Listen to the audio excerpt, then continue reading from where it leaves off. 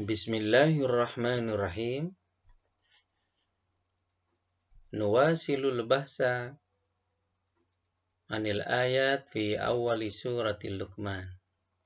Wa qad sabaqal bahsu an tilkal ayat bil usbu al-madi. Summa nabhas al-baqi minha min hadihil faqarat al-baqiyah.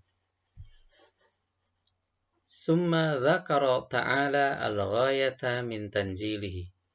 Kemudian Allah menuturkan tujuan diturunkannya Al-Quran.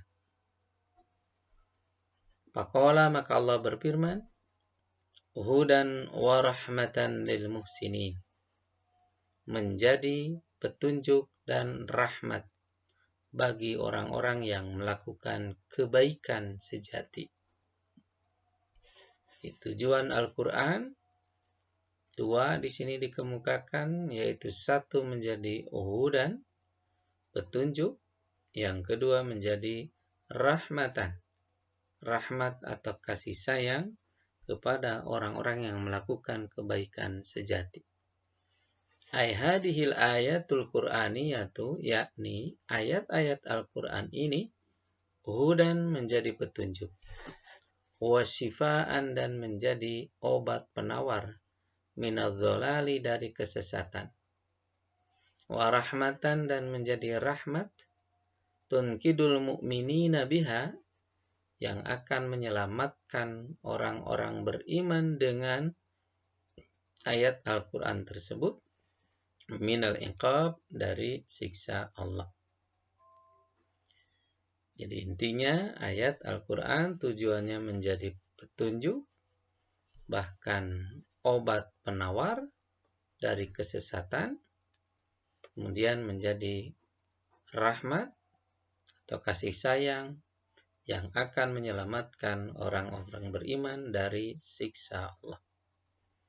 Wa bayanan liman jalatil muhsinina, dalam rangka menjelaskan kedudukan orang-orang yang melakukan kebaikan sejati itu, qala ta'ala, Allah berfirman, siapa al-muhsinin?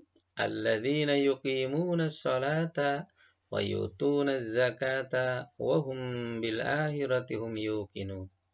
Yaitu orang-orang yang menegakkan salat, wa yutuna az-zakah, menunaikan zakat, wa hum dan mereka itu bil akhirati terhadap akhirat, hum yuqinun, mereka meyakininya.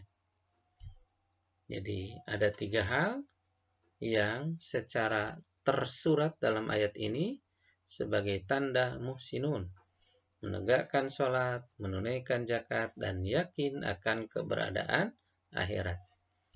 Ainnal muhsinina, yani orang-orang yang melakukan kebaikan sejati itu, humul ladina ahsanul amala, yaitu orang-orang yang selalu berusaha dengan baik dalam melakukan perbuatan atau melakukan perbuatan dengan sebaik-baiknya.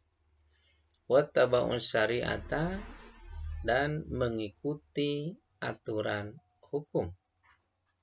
Fa'aqamus sholatal mafrudata, maka mereka menegakkan sholat yang diwajibkan, bihududiha, dengan segala ketentuannya, wa fi awqatiha, dan pada waktu-waktunya, ma'ana wafiliha, bahkan dilengkapi dengan sunnah-sunnahnya.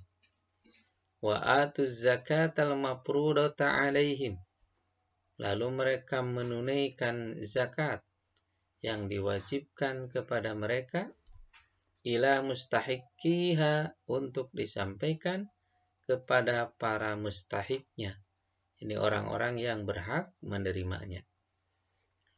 Wasaddaku, mereka pun membenarkan, wa aikonu, dan meyakini, biwujudil akhirati, akan keberadaan hari akhirat, wa bil jazail adili, dan keberadaan pembalasan yang adil, biha, di akhirat nanti.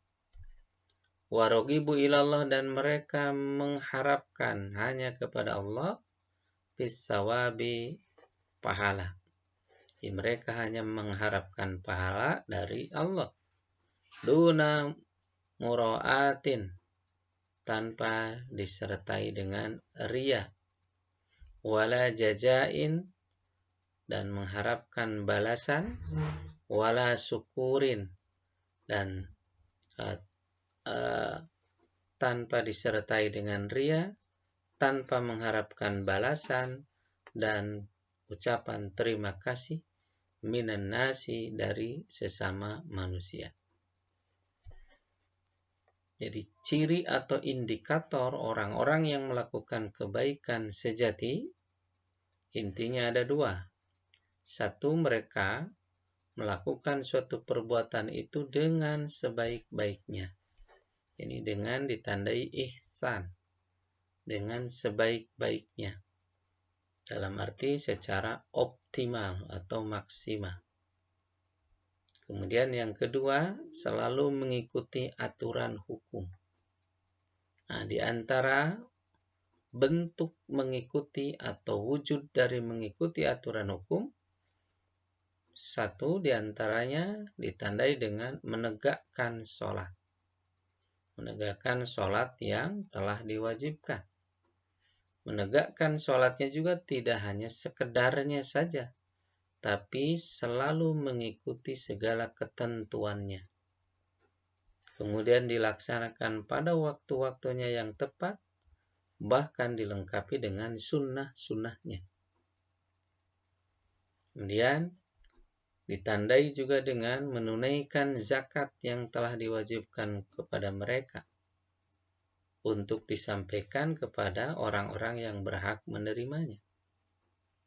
Yang ketiga, tanda mereka adalah tanda bahwa mereka mengikuti aturan hukum, yakni mereka membenarkan dan meyakini akan keberadaan akhirat.